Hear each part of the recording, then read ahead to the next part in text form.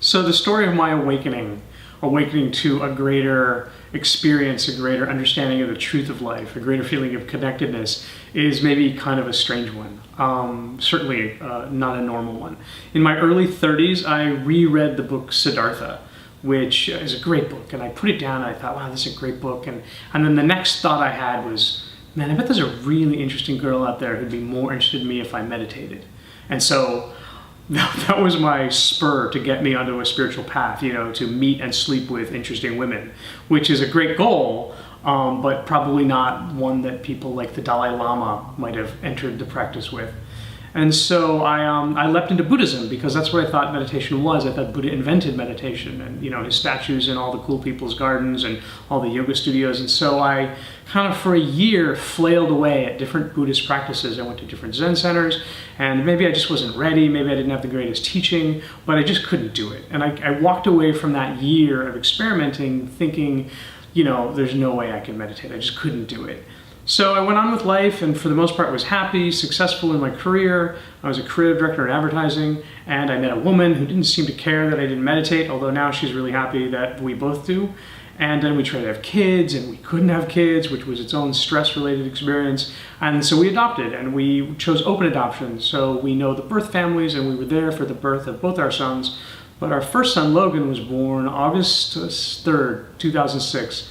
And I remember holding him the day he was born and this just wave just smacked me in the face. This very powerful idea came up, this command, and it said, you have to be a better person. And, I don't know if I was a bad person. I didn't think of myself that way, but I certainly had doubts about myself. I had lived pretty much my whole life thinking that I was flawed at my core and just why go there.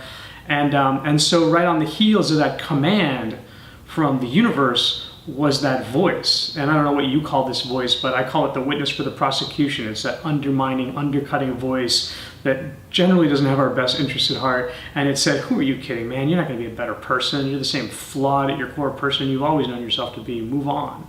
But I couldn't move on. And there was some real pressure that was happening in that moment. And I didn't handle it very well. I got my life into a place where my marriage was struggling. My wife didn't like me for some very good reasons. And I had a terrible job and I was in danger of losing it. I was failing in what I thought my life's goal would be a great father. And in that sort of swirl of chaos, I read on a friend's blog that he had practiced Vedic meditation and it worked for him in this way and that way. And I called him up. I go, dude, you don't seem like a very spiritual guy. He goes, I'm not. This just works for me. It's a tool.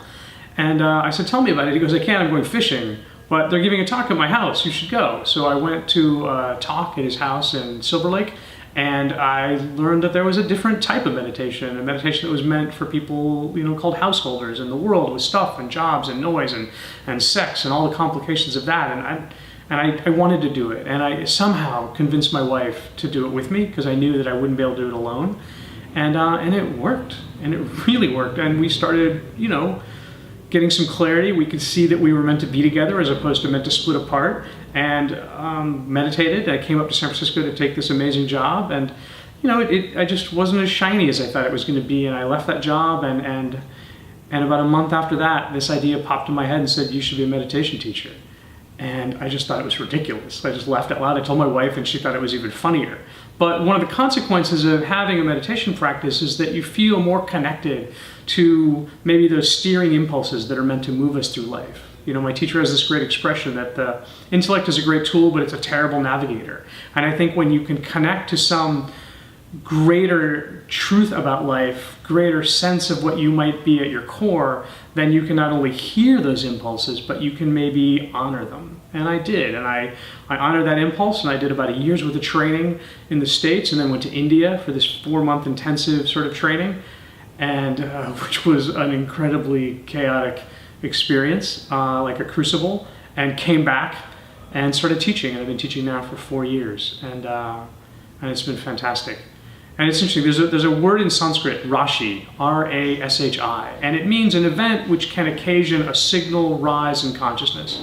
There's these opportunities life gives us to grow and develop, and we can either run from them or we can embrace them. And I think I did a bit of both. I kind of ran from it at first, but then embraced it and stepped onto this more fulfilling path. And that Rashi was the birth of my son, Logan. And thank you for that.